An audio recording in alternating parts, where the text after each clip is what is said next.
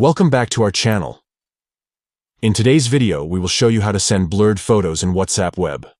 This feature allows you to add an extra layer of privacy and protect sensitive information.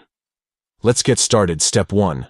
Open WhatsApp on your computer. Step 2. Open the chat with the desired contact. Step 3. Look for the plus icon, usually located at the bottom left corner of the chat window. Step 4. From the options presented, select Photos and Videos.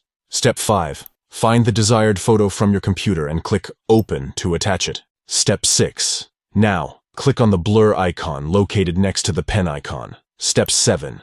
Use your mouse to blur the desired area of the photo, ensuring privacy. Once you're satisfied with the blurring, simply press Send to share the blurred photo with your contact. By following these simple steps, you can easily send blurred photos in WhatsApp Web, adding an extra layer of privacy to your conversations. We hope this tutorial has been helpful in guiding you through the process of sending blurred photos in WhatsApp Web.